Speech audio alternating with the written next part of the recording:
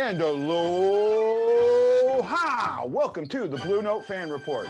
I'm Guy, the Hawaii Blues fan, and I'm your host on the only program that is by a fan, for the fan, and absolutely about you, the fan. So are you Guy or Guy?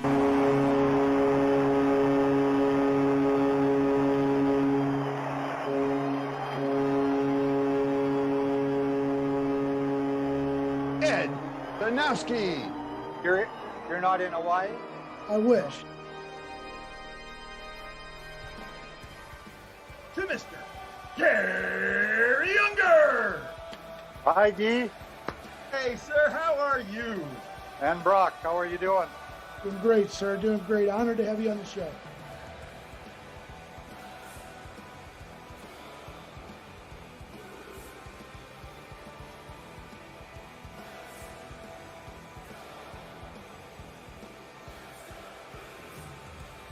Let's go Blues. Let's go Blues.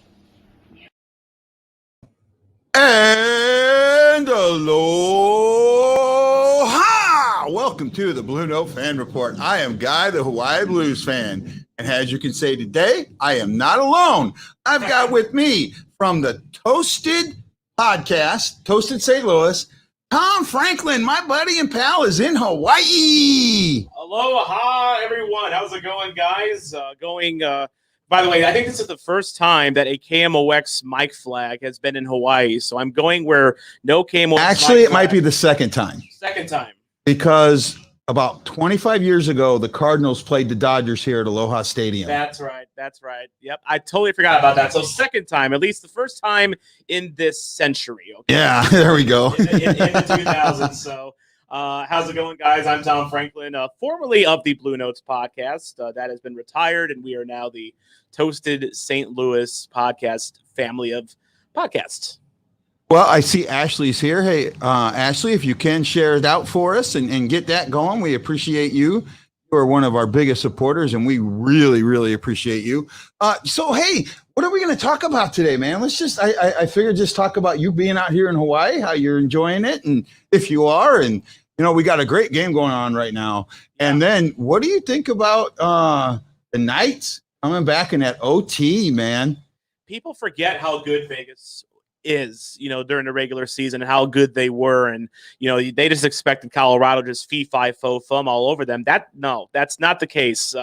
Vegas, they got a complete team. I mean, Colorado's got all the offensive firepower in the world, but Vegas, a very complete team. They have two goaltenders that can steal games for you, depending on what night it is. I mean, no pun intended. Great. That's been a great series so far. Of course, we're keeping an eye on the Islanders and Bruins right now. Maybe that series closes out while we're broadcasting here. Give the what's the score update on that? It's 2-1 the last I looked. I haven't been able to see the TV from we're kind of so far away, but yeah, he can kind of see the TV better than I can. We're out on Guy's back patio essentially. This is hallowed ground, in my opinion, because back when we were Blue Notes, we would, he sometimes did shows out here, and he did one particular show where he, talked about the St. Louis Blues defense while making a bowl of poke. Yep. And that was one of the most legendary, videos, that any Blues content creator has made in the last couple of years. Only you can do that, guys. I appreciate that. 3-1 Islanders. 3-1. Thanks, Tingman. Thank that. Oh, yeah, there we go. Actually, that's good for me because that's close to what I think. I thought it was going to be somewhat of a blowout. I think I either had 5-2 or 5-1. Yeah, that's my buddy Tim Goodman chiming in there. So, okay. So yeah, and I wanted to, and we're out here because I kind of insisted, hey, we're in Hawaii. Yep. It's the off season. We're just kind of chilling out until the off season, really gets going for the Blues, which is going to be, as going to be a big season of off season change coming up here. We'll talk about that in a little bit. Yep. But yeah, it's beautiful here, guys. Like, seriously, if you've never been to Hawaii, you wanted to go out here at least one time in your life, it is as awesome as advertised. It really is. It is like right now, it's in the low 80s right now. Yeah, right? Probably low 80s. But here's the beauty of it, though. If it's like 83 degrees in St. Louis, you step out your door and you're bathed in sweat because the humidity is 1,000% in St. Louis. Out here in Hawaii, low 80s is nice. It actually feels good to be out here. Now you do need heavy sunscreen. 82 degrees right now in Honolulu.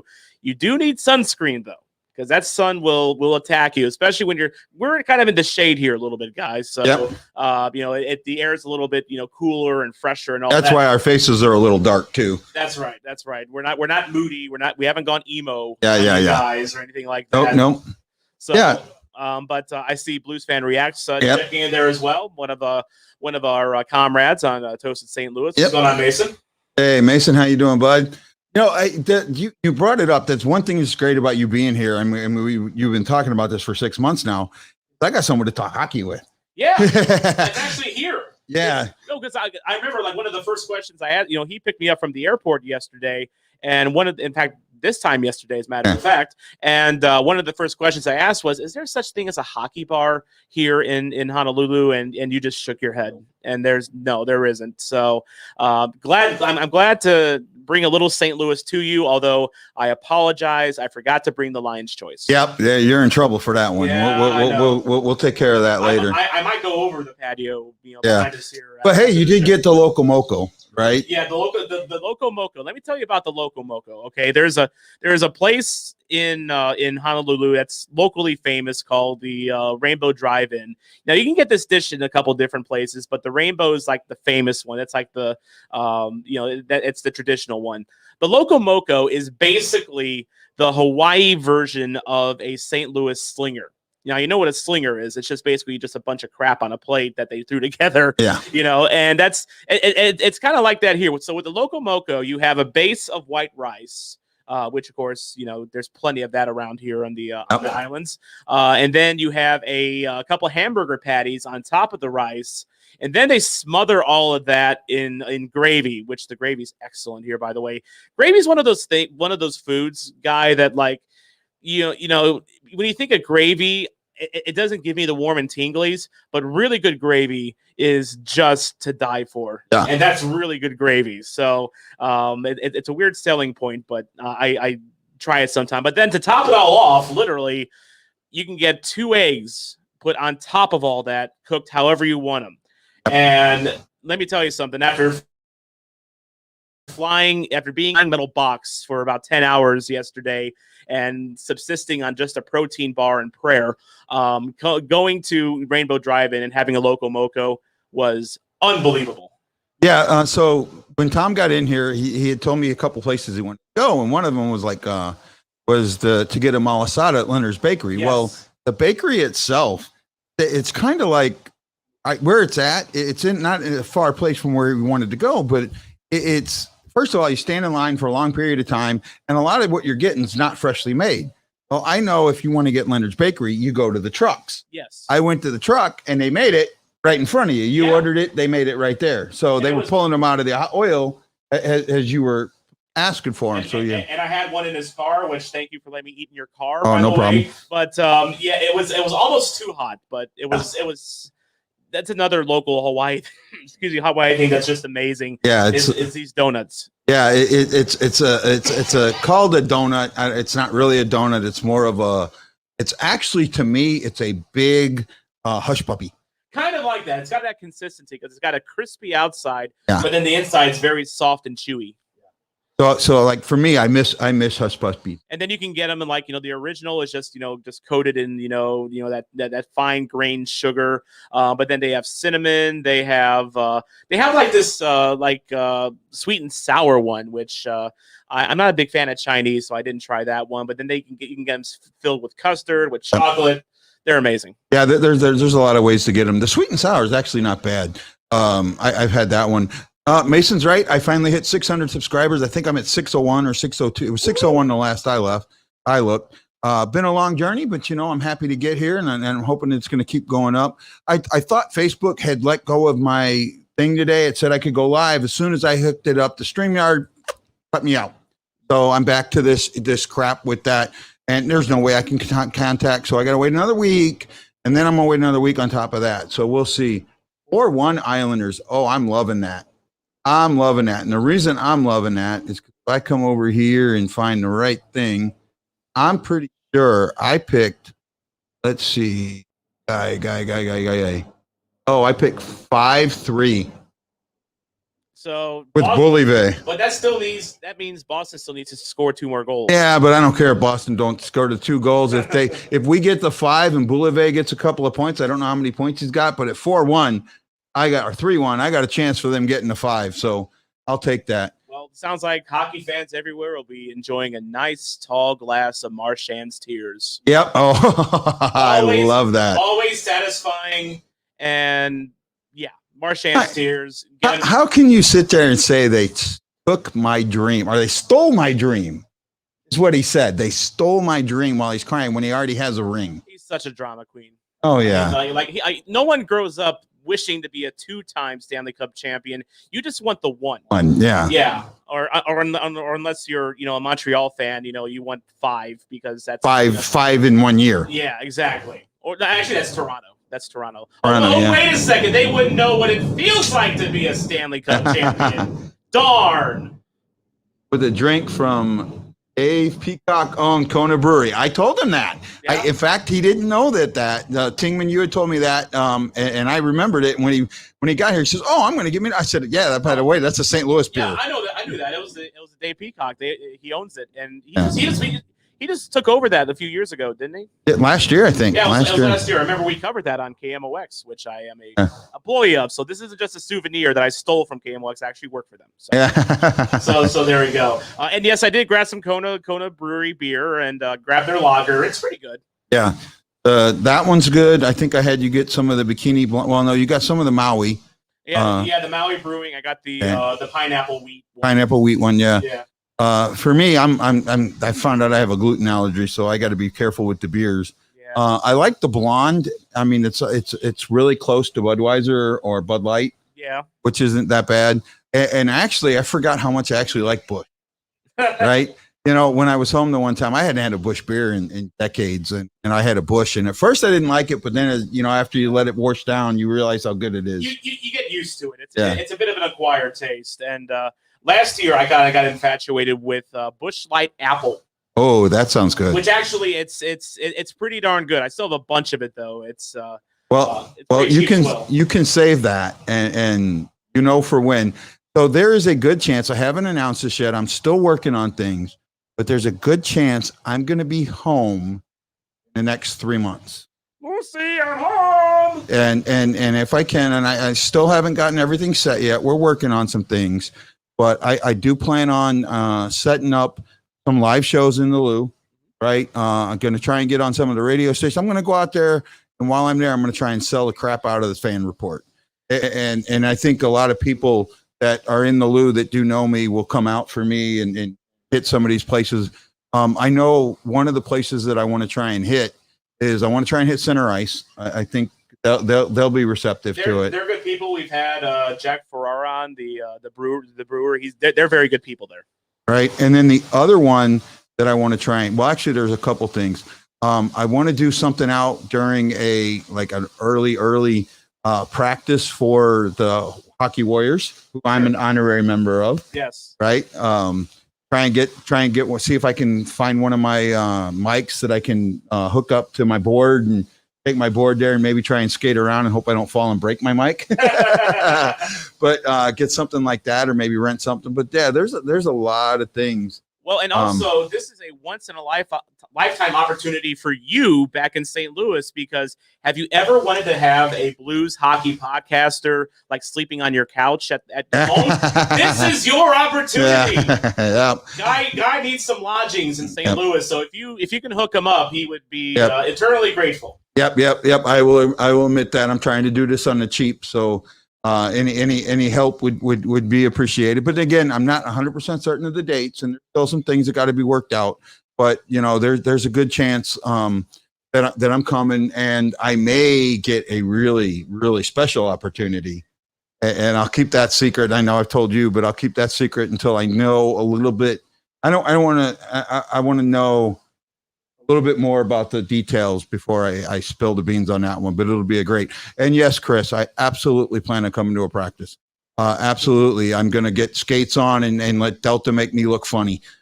Delta's the lowest end, and I haven't So I got a hold of Brett yesterday, and one of the things I told Brett is we got to go up to the Capolay and do the inline skating and help me try and get back into that skating, because I don't think that Ice Palace is open yet. But if it is, I would go there and try and skate too.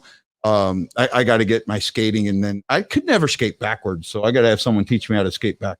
Well, even if you have a little bit of time in St. Louis, the good thing is since you left St. Louis, there are a lot of rinks that are popping up in St. Louis. Yeah. So you actually have options now. Unlike Pat Maroon, when he was growing up in the 90s, he had to do roller hockey just to get his hockey fixing because there was no rinks. But now St. Louis is catching up in that regard.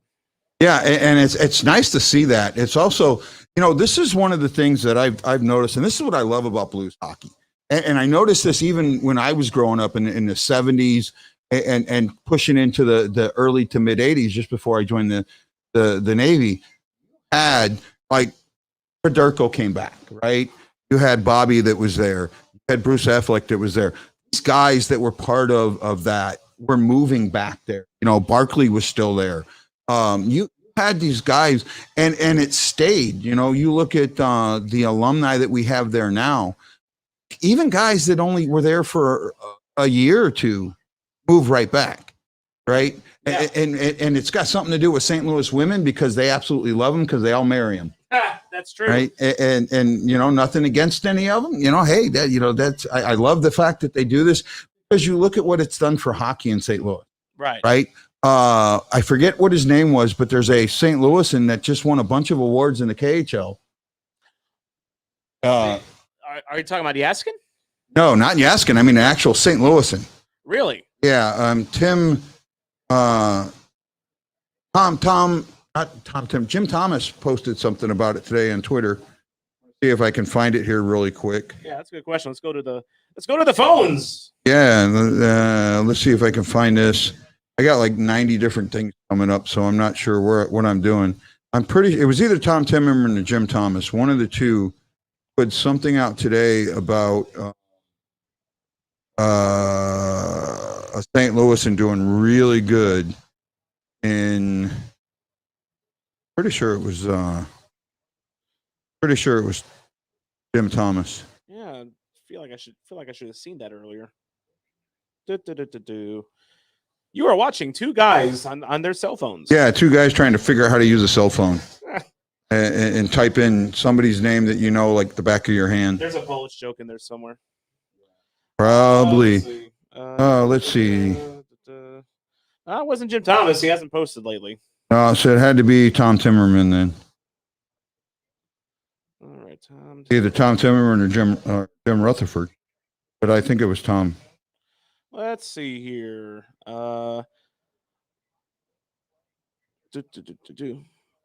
Lori Shapolny? Yeah, that might be it. Or no, Lori Chalupny. Yeah, Chalupny. Right? St. Louis, Lori Chalupny. Let's see. He had that. Now I can't find it. He had put Team Russia, Tim Reen, starting line. Oh, no, that's for soccer. But he had put something in there. Brad Shaw is going off to Vancouver. He put that out there, and I don't know. There was something else he had put in there that I had seen. I guess I don't see it now. It might have been Jeremy Rutherford. But the St. Louis hockey. What I was trying to get at was just what has happened with St. Louis hockey is amazing. Gretzky moved to St. Louis and married a St. Louis lady. Weidman. Chris Weidman. Weidman, yeah. That's right. I remember he was Senators for a while, I think. Yeah. Yeah, so there we go. So Tingman's helping us out there. Thank you, Tim. So we appreciate that. So, but that brings me to the point that you and me have been talking about for the last couple of days, since 2 days since you've been here. And we kind of looked at the off season. We've been talking about the off season, and one of the things that you asked me is about Berube, and I'm actually working on an article about Berube, and I think Berube's future hinges on this draft. Not just this draft, but I think a lot will tell about where Berube stands in this organization based on what they do in free agency and with trades and how the roster looks going into training camp. Because as you know, Guy, there seems to be a disconnect with Berube and Doug Armstrong in what this team needs to be. Like, Doug Armstrong goes out, gets Mike Hoffman in the offseason, a perennial goal scorer. Yeah, he was kind of signed to be a Band-Aid for Tarasenko being out, but it's hard to be a 30-plus goal scorer in the NHL. I know it was only 56 games this year, but it's hard to be a 30-plus goal scorer when you're constantly playing on the third line. You can't. Yeah. I mean, you're not going to get a good return on investment if you don't play your players. Yeah. I don't, and it's just, and that was one of the things that kind of popped up. Robbie Fabry's a smaller kind of example of this, where if you're not playing Berube's way, it's the highway. And the problem, as you're going to go adjust the camera, the problem is that you're going to miss out on a lot of good players. Like, it's very likely that Vince Dunn is not going to be a St. Louis Blue next year in some way, shape, or form, whether they trade him for nice pieces, which will probably happen according to Elliot Friedman, before he gets plucked by Seattle. He's a guy that, he could he have excelled under different circumstances here in St. Louis if Berube wasn't the coach and not playing his system? Perhaps. But it's just for whatever reason, it's not going to work. And Berube has a problem with youth. He doesn't like to give youth a chance. Well, that's not a completely fair statement, because look at Stanford. Stanford's still young. He's only 23, 24? No, he's 26. Oh, he's 26? Okay, I thought he was a little younger than that. But the thing I think with Berube's infatuation with Stanford is that he's a big guy. He's 6'4", about 215, and yes, he does have some scoring ability, but I think Berube sometimes gets a little obsessed with size and being a beefy type of player. But then you have Doug Armstrong turning this team, into almost more of a rush-oriented team. Like, you have these small defensemen, which they need to get a big beefy guy this offseason on defense, because Torrey Krug is not going to clear the crease in front of Jordan Binnington. Scott Prunovich, if he was healthy, he's not going to be a crease clearer. Vince Dunn's not going to be a crease clearer. They need some beef on defense. Yeah. But I'm curious to see what Armstrong does if he gets players that fit Berube's style. If he goes a different direction, then you really have to start wondering about Berube's place in this team, because he has gone 2-10-1 in the playoffs since winning the Stanley Cup. And yes, he did bring St. Louis a cup. That will never ever go forgotten by St. Louis Blues fans, but that has a shelf life of only so long. You know how long that shelf life was for me? How long? When they dropped the puck on October 2nd, 2019. You showed, yep. Right? To me, that was when that no longer mattered. Right? Fair. Because once they dropped that puck, great, we had the cup. Now you got to go get another one. Well, and you know what? They started out 2019 pretty good. Well, they were the best. Well, yes. They were the best in the. Well, they had maybe a slight hangover, but it wasn't as bad as other teams. They lost 4 in a row, right in the first 6 games, and then they turned it around and they had a period. We've been talking about this. If you go back and you really, at first, a lot of people bring up the bubble, and I've been thinking about this for a while. If you actually go back past the bubble, you can find the signs of where we're at now, going back to December 31st. Go back to December 31st after that first 8-game win streak, and they lose to Arizona at home. Arizona at home on New Year's Eve. Actually, no, they might have been away. They were away. I take it back. They were away on New Year's Eve. And then they lose to Vegas and Colorado in back-to-back games. They lost 3 straight games before they ended up picking up another win or 2. They were too streaky. They were either going to lose 3 or 4, or they were going to win 5 or 6, and that's good, winning the 5 or 6, but it's losing the 3 or 4 because that wears on you. That wears on you really quick if you think about it. Well, and you would see them really sink into these dark pits where it felt like that they were never going to score a goal again. or Right. they were never going to get a win again. I mean, I remember late season, as there was still some question whether the Blues were even going to make the playoffs. They go down 2-0 against Colorado. NBC goes to the bench and you see Ryan O'Reilly just pissed off, because over what's going on. And guess what? He puts the team on his back, and they ended up winning. And it's like he had to show the team how to win again. Yeah, and you shouldn't have to show that. And a lot of that should be the coach. The coach should be, if something's not working right, he needs to fix it. He's the coach. He is the guy that comes up with the game plan. He's the guy that runs the practices. Boy, I wish Brock was on right now, because Brock gets on me with this all the time. He says, no, it's got to be on the players. And I think some, but it's the point of, what changes are you making? Mikkola is a prime example. Mikkola was speed. Mikkola, in my eyes, was much better than Wallman.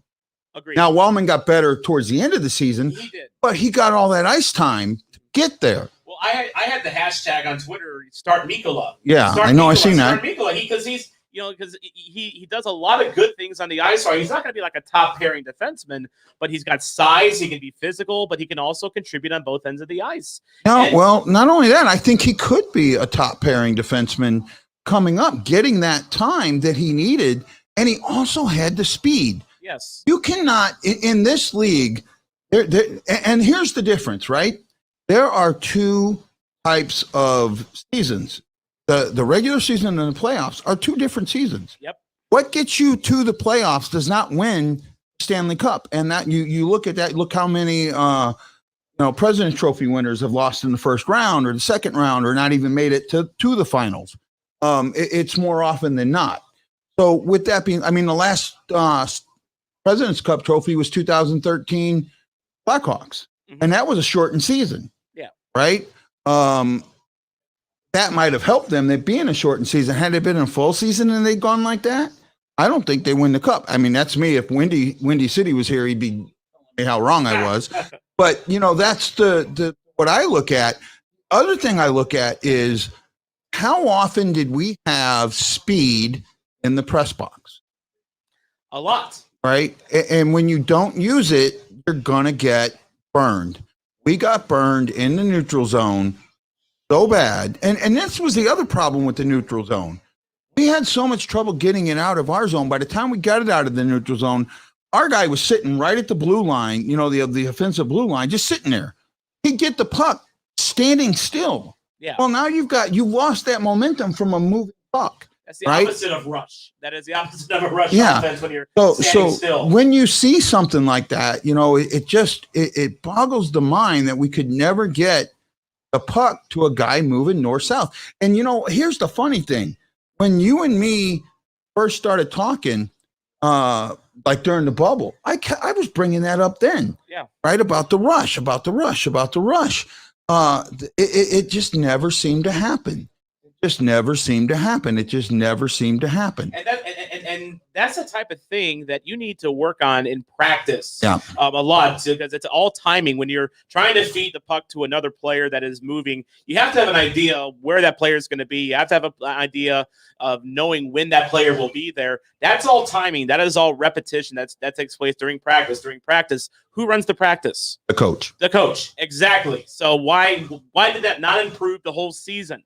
And not only that, but and that leads to another issue, and that is the just the overall grip that Berube has on this team, Guy. How many times have you looked at like the pregame lines and just completely rolled your eyes because it looked like he was just throwing spaghetti on a wall to see what would stick? Yeah, it wasn't just that. I understood the injuries in that, but it was, look at Sanford, who the game before made 2 or 3 mistakes. Yep. And 1 or 2 of them would end up in the back of the net, and you could really say he's the reason we lost that game. Mm-hmm. Yet here he is. He goes from the fourth line to the second line. When Sanford was healthy, did he ever get healthy scratched at all this regular season? Yes. Did he? Okay. Yes, right towards the end. That's right. Right towards the end, he had a couple of healthy scratch games, but that's when Hoffman got moved to the second line, and all of a sudden Hoffman is showing, this was right at the trade deadline. Surprise! Yep. right at the trade deadline. So that's why, when we got to the trade deadline, that's why everyone's saying, "Oh, Hoffman's gone," and I'm like, no, I think we stand pat. Well, yeah. Well, and then there was also injuries as well. I think that kind of, required them to keep Hoffman on the team because, I think Hoffman at that point, right before the deadline, he probably thought he was being traded. He thought he was probably done. He changed his Twitter bio. He took the Blues out of it. Yeah. And so he's going to be an interesting story this offseason because I think a lot of people just assume that, Hoffman, he's gone. He's not coming back. And I'm sure he'll test the waters, but I wonder if he does come back. I want him back. Yeah. I really do. I think that he's the style of guy that we need on this team, especially as we move to a more of a speed, a team with a little more speed, a team with a little more finesse to it. Letting him walk because we have a coach that doesn't. You know what? This is to me. This is and it's a bad analogy, but it's a good analogy. The Gretzky era all over again. Kind of is, isn't it? Right? When you think about it, because here it is. You've got this guy that fits that could do so much for you, yet because he doesn't like the coach. Adios, amigo. Look at Gretzky's 2 years in New York compared to what he could have been 2 more years in St. Louis with Brett Hull. Well, and it's funny you mentioned Brett Hull because, it's kind of come out in recent years. Brett Hull's done some interviews where he basically was telling Gretzky, don't resign here. Don't do it. Like he was telling Gretzky, don't resign here because that was like right in the heat of when Hull and Keenan hated each other. So Hull was like telling Gretzky, don't do it. Don't resign here. And of course, he ended up taking less money to play for the New York Rangers. Yep. And you're kind of, I don't know if the Blues are anywhere even near having a superstar being disgruntled like Brett Hull is. You can maybe look we have two. Maybe you could look at Tarasenko, maybe, and maybe he, maybe wonder. He might not be the only one. There's another one that I think might be. But are we on the verge of having more Brett Hulls that are so fed up with the organization that they're telling other players stay away? I think Bennington might be. He just signed a contract, though. He just signed a contract. Why would okay. There's a difference. Let's stop here and wait. Let's look at that when he signed his contract. He was doing pretty good. Everything was going good. He signed the contract, and after he signs the contract, we start that losing streak. Yeah. Right.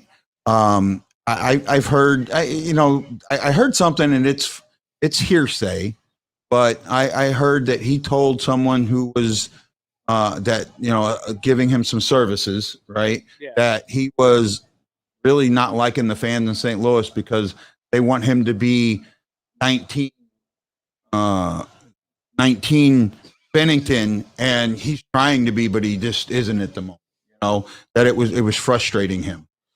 So and that's hearsay, and I admit that right off the bat. But Bennington does kind of have a tendency to get frustrated easy. So you'll go after you see him going after other players. You can get into his head a little bit, which is concerning. But that's the thing. In 19, you couldn't. No. So what changed? Yeah.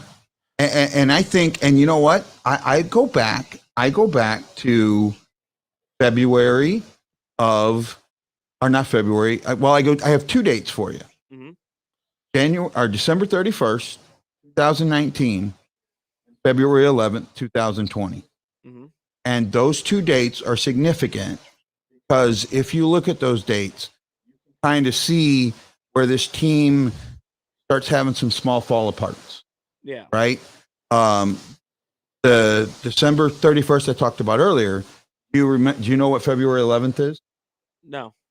That's Bomeister when he had his the heart issue. Yeah, right. That's right. Yeah. Ashley Jones brought up on a show a couple shows ago. Maybe the players didn't like the way Berube handled that, and that's kind of where he lost them. Now, I thought that they had really played bad going into the bubble, and I went back and looked, and it wasn't as bad as I thought. They actually gained a point on Colorado between February 11th or February 12th and March 12th. Right. But and they had an 11-game winning streak or 8-game winning streak in there, but the last 4 games. And then you take the last one away because that was a game that was 1-1 before the game even started. Right. Right. So you look at those, they lost 2 of those 3. They went lose, win, lose, and then they won the makeup game before COVID hit. There was there was concern that Colorado was going to catch up to the. Yeah, that seemed to be the popular pick. You know, when they were going into the round robin, it felt like that Colorado was kind of the sexy pick to end up, coming out of that as the number 1 seed. But I also remember going into the round robin, I didn't really have too many concerns about the Blues face planting the way that they did.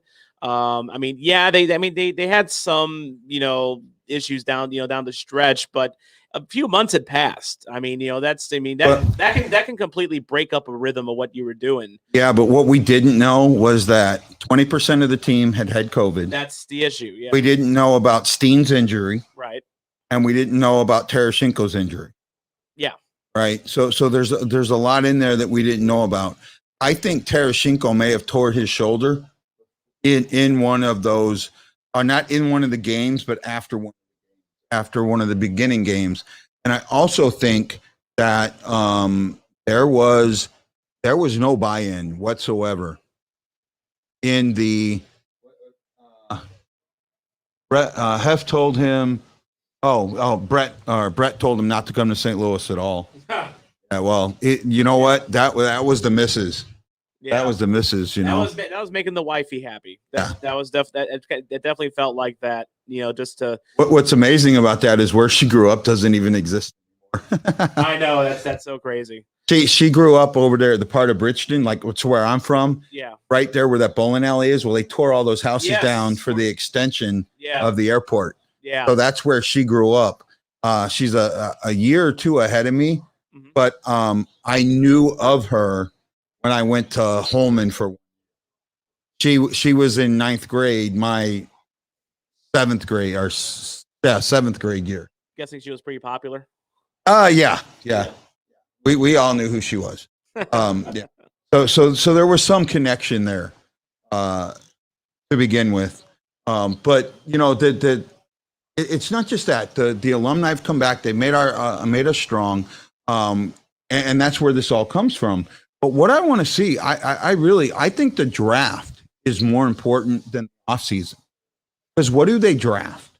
Let's say they draft big, sturdy defense, hefty, high-end forwards with that push, that forechecking style. Kind of like a Jake Neighbors type. Yeah, then they're sold on Berube.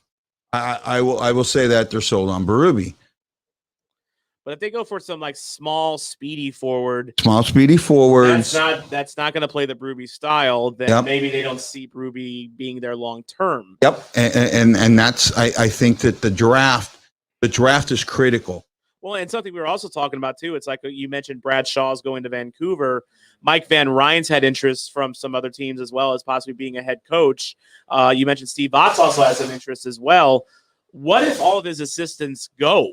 I mean, that's, isn't part of the reason you hire assistants to support your role on the team, and you take a support base away, and now what? Yeah, it looks like Boston just scored, so we're getting closer to that 3. I need that 5-3. I think it's 3-2 now. But and that's important. And I think let's do say that prior to the season starting, that Van Ryn goes and picks up a job. Ott decides to terminate his contract and go to another team, even as an assistant coach position. Right. And let's say that would be if Ott would go to another team as an assistant coach. Yep.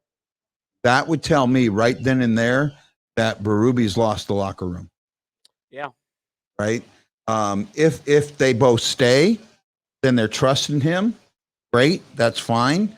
If Van Ryn would go to a head coaching position, great. That's what you want. You want your assistants. You want to train your replacement.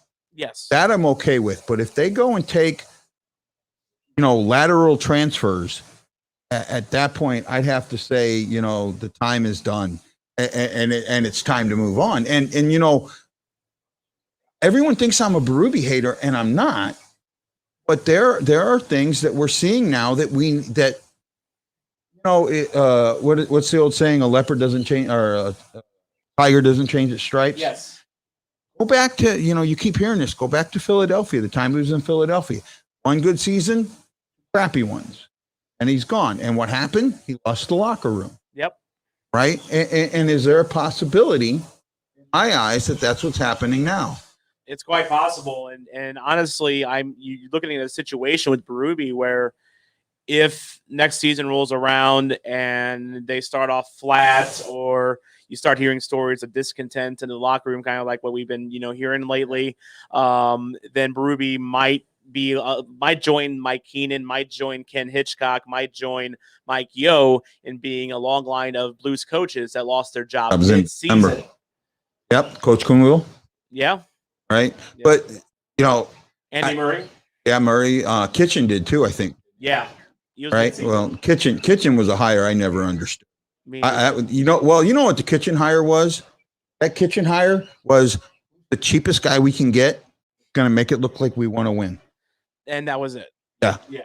That's what that was to me. And then Kingman brings up Jim Montgomery. If Jim Montgomery becomes the head coach, I guarantee you I'm going. And I got nothing against his personal issues. Mm-hmm. Nothing. Let me say that right off the bat. Nothing against his personal issues.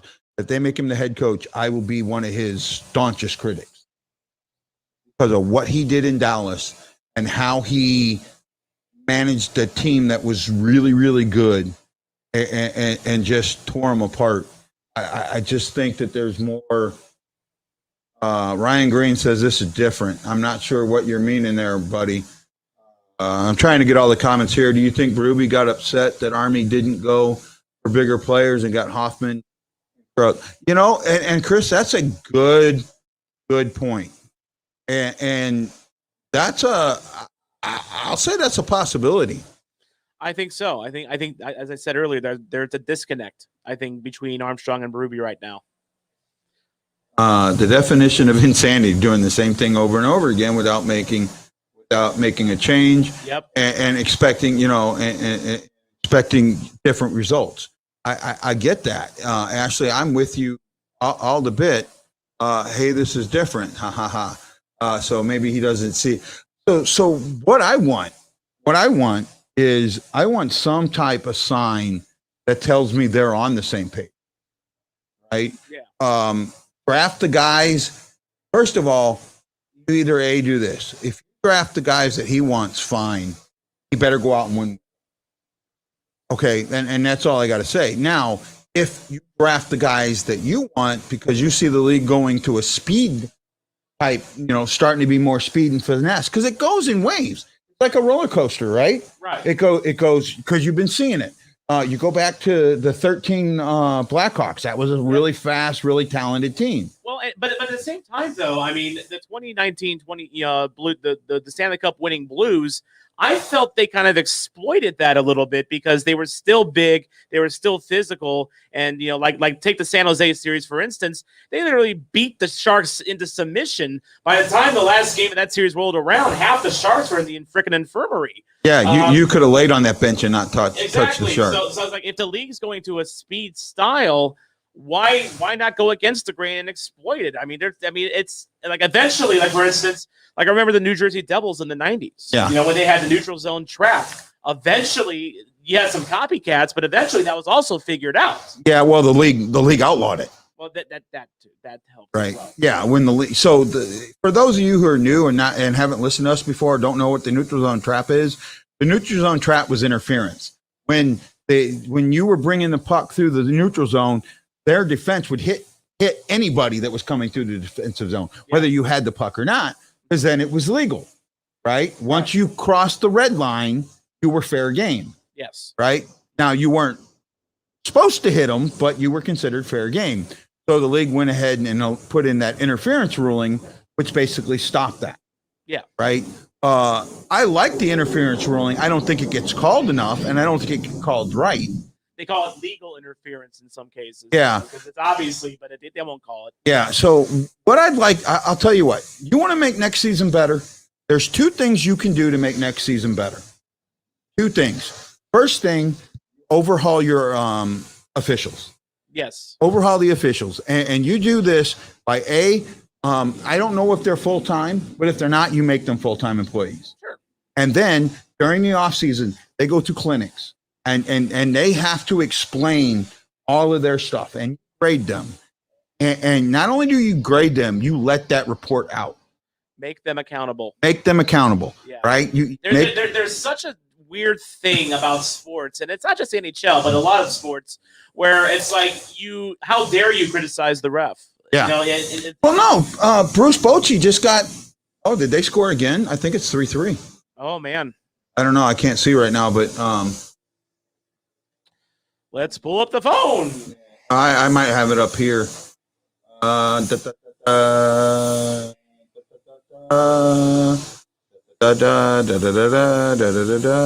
is today?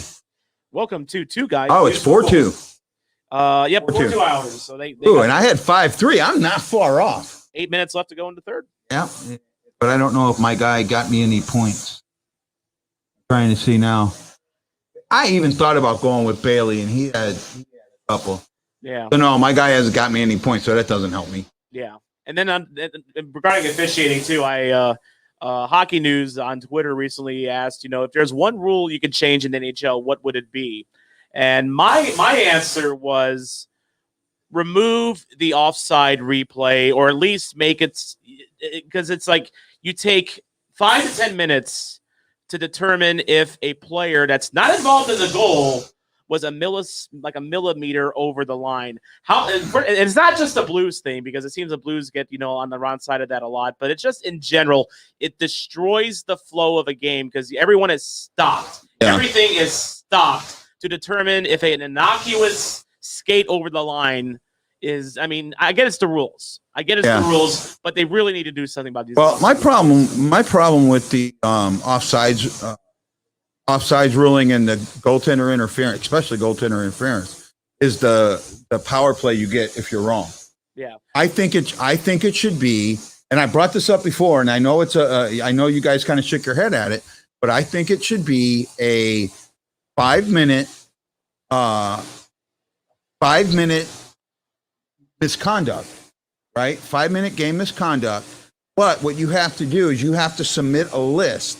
Each team submits a list of 5 players. Yeah. And you pick off that list that they submit who you want to put in the box for 5 minutes, right? Because to me, trying to get a play, especially goaltender interference. Right. Goaltender interference, there's no written thing of what goaltender interference is. Yes. There was one the other day where the stick was right there in the between the goaltender skate and the post, and to me the fact right there that you're keeping him from getting all the way over to the post, and the goal was scored on that side. Yeah, it should have been goal, and they said it was a good goal. And then you're right back on the power play. It can change.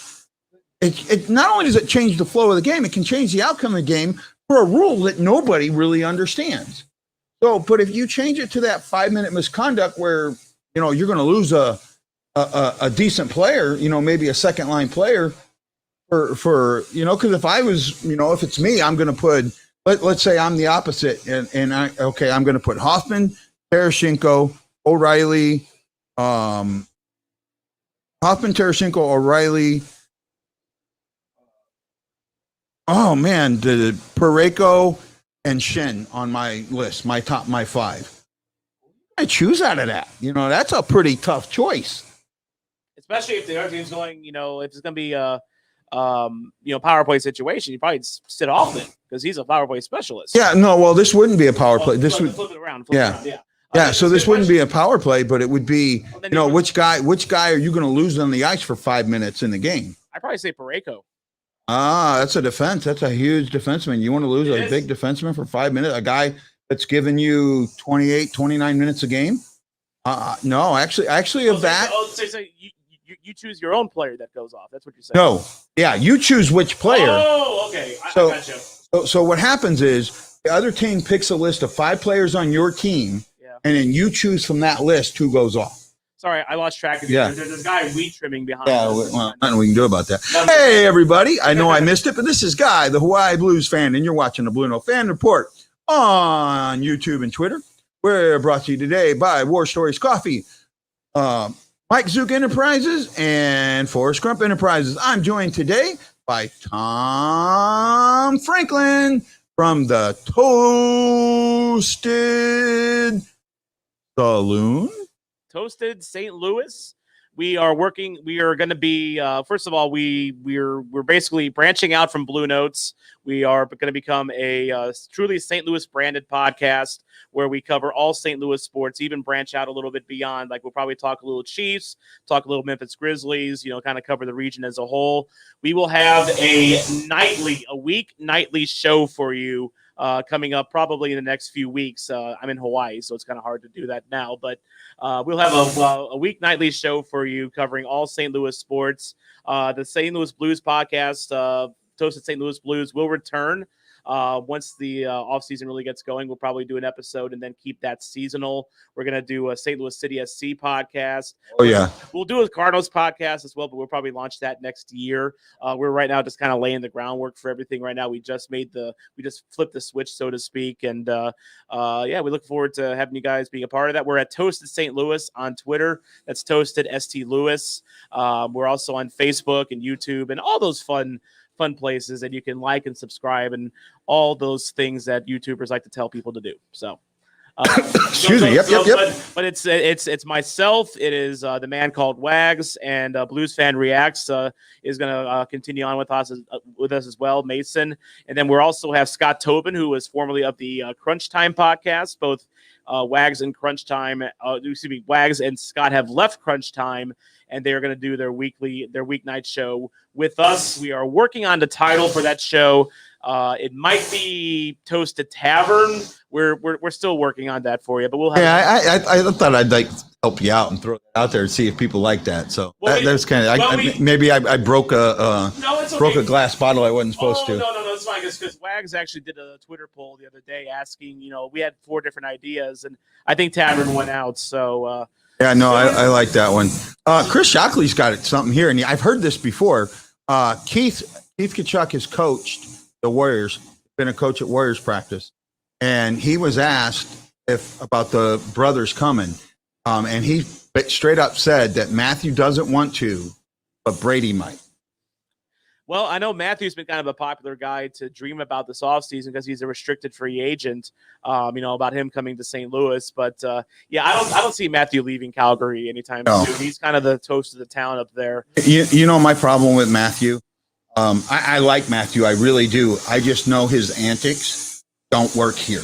They're a distraction. They're a distraction in St. Louis. Yeah. They're not in Calgary. Right. Right? That they're not up north. And the team feeds off it. They won't feed off it here. And this is something we'll get into just because we only got a little bit of time left. This is Eichel. Why I don't, and we've been talking about it. The reason that I don't want Eichel and O'Reilly have been on a team together, did not come out very well. No, and I think O'Reilly suffered from that a little bit. I don't want Eichel because he makes a lot of money for one, and he's not a superstar. Jack Eichel is not a superstar. He is. When I say superstar, I'm talking about you're looking at a guy like Sidney Crosby, Alex Ovechkin, Connor McDavid, Leon Draisaitl. There is a certain tier that Eichel is just a notch or two below. But he's more than a notch or two below in my book. I have a feeling that, he's a guy that some team will fork over big, like a bunch of first rounders for, and will expect him to be at that level, and they're going to be disappointed when he's not. Yeah. I like Jack Eichel. I met him at the 2020 All-Star Game media go around, and he was a good. He seems like a good guy, and he's a good hockey player. Yeah. I just don't think he's worth it. No, he's not. The juice is not worth the squeeze with him. Well, he's not worth the money they're paying him. The $10 million. Yeah. That's the thing. And from what I've heard, Buffalo's only going to eat $2 million of that. So you're still paying a guy $8 million that's not worth $8 million. Well, but then again, a lot of people thought Ryan O'Reilly at $7.5 million was a little overpaid. O'Reilly, but he's proven that he's not. Okay, and this is my thing with O'Reilly. When O'Reilly was in Buffalo, O'Reilly is one of those guys that he stays on non-game days. He stays out on the ice and he offers to continue practicing, and he'll be the only one out there at times. He told, and I don't know this for a fact, but I feel like I've heard it enough times that it may be true, that he went to Eichel and said, hey, man, on off days, let's work together so we can. And Eichel said, no, I'm getting out of here. So if that's kind of the thing, then what makes you think that Eichel's going to change now? Well, the thought would be, okay, well, now he's playing for a winning team, but what if they don't start winning? Well, it's not that. Is he going to be one of the first people that jumps off the ship per se and starts, not putting in a full performance? Like, I think he would do that whether we were winning or not. I don't think he's a full performance guy. I don't think he's a 20. I don't think he's an 18-minute guy. I think he's more of a 12-minute guy. I think he's more of a third liner than he is a first liner. And I get what everybody's saying. I get the talent he was, but look at where he got picked. McDavid, Eichel. Yeah. They got picked 1-2 right next to each other. Yep. But this is the distance between them. Yeah. How many guys that got picked? How many guys that got picked after Eichel you put in that spot? That's more of a glowing endorsement of McDavid and how good he is, though. Maybe like when you get 100 points plus in a shortened season, just 50 games, but it's not just phenomenal. But it's not just that, Tom. There's also look at guys that were drafted below, and I can't remember. But I'm sure how many guys that you can put the two of them. That, and say, okay, here's a guy that got drafted even further down, but he's actually better than Eichel, or he's better than Eichel, or he's better than Eichel, or there's so many guys that they went and paid him that $10 million and he never earned it. Yeah. Never earned it in my eyes. And I don't want to pay and take on a paycheck that he's never earned. No, I would rather instead spend that money on a Landeskog. Yeah. I would love to see Landeskog come to St. Louis. I think he'd be perfect. He's a left winger. The Blues are thin on left wingers. Even if Schwartz goes, even if Schwartz stays, they still need a left winger. I guess Shed could bounce out there, but he's better at centers. So they need a left winger. I would love to see them get Landeskog. He plays a solid two-way game.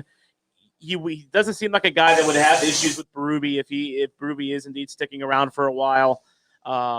Yeah, but don't, and of course he's a free agent, so he wouldn't cost you multiple first-round picks. I just, with Eichel, it's just, I think, like I said, I think he's a good player. I think he's a little overpaid, and it's going to cost too much to trade for him. Just period. It's not going to be worth it. I got the 5 right, and there's a minute left, minute 12 for Boston to get me another goal. Don't score another one, Islanders. You're good. You don't need another one. Boston, you need one. Boston, you get one, and I'm good to go.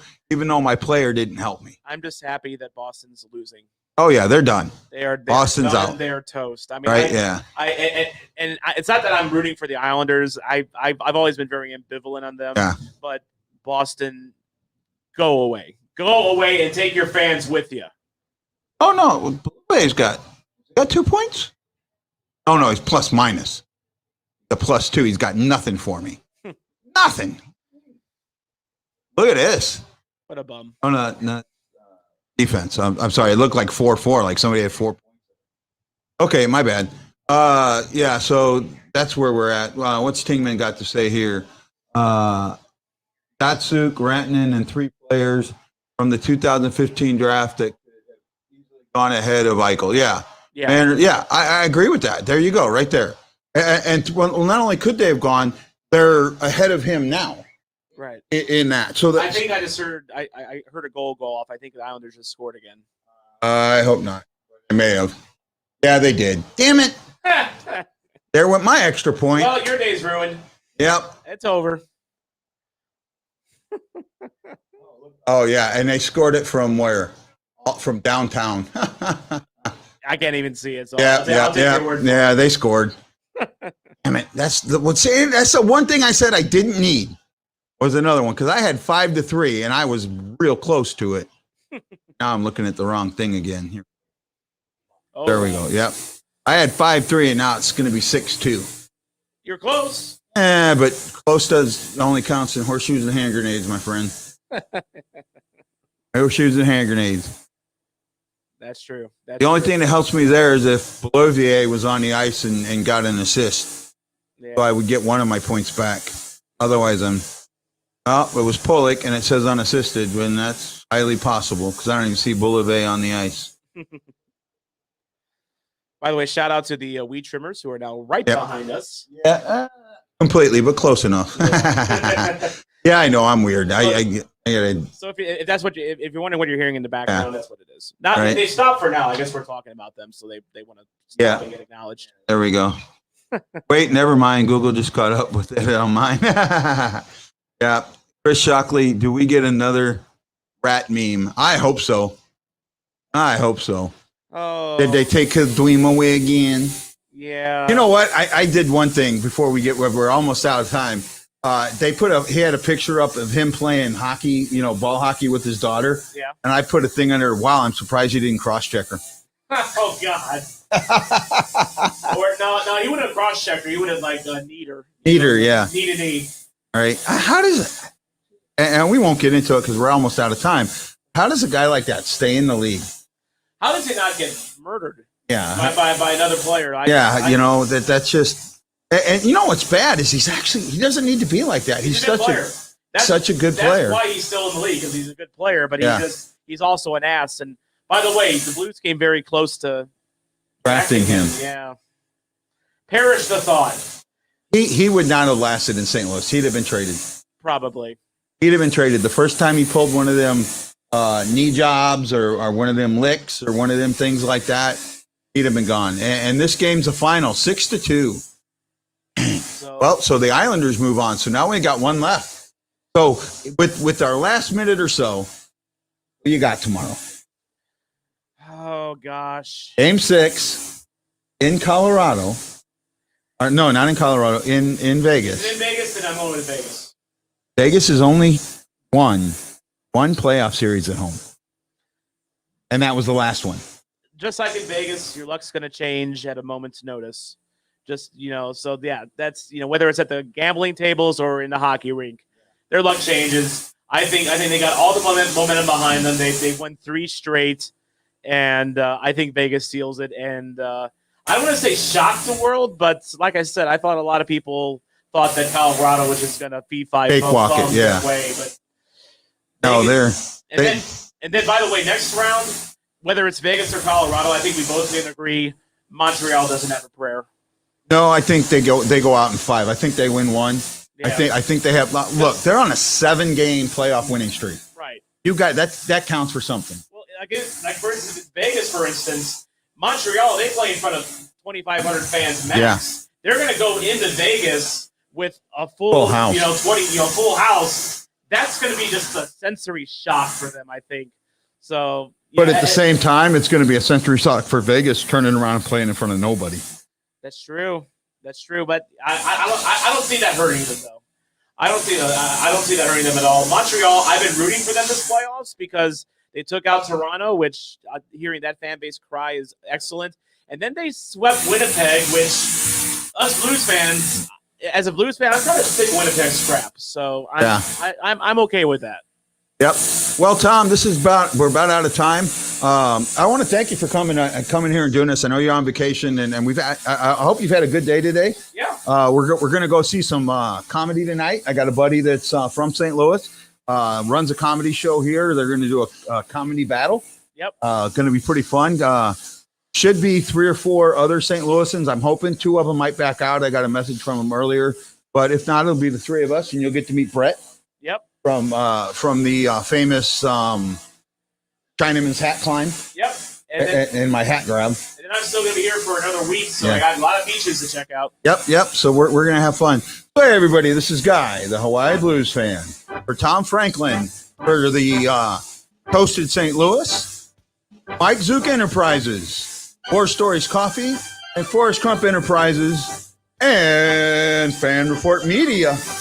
We all say aloha, mahalo, and we cannot wait to see you on the next Fan Report. This week, the Fan Report's going to be dicey, so you got to check out and see if I release one at 8 o'clock or not, because with Tom here, who knows what I got to do. So, hey, guys, aloha, mahalo, and I cannot wait to catch you on the next BlueNote Fan Report, because you got to know that I am bleeding blue with you. Aloha.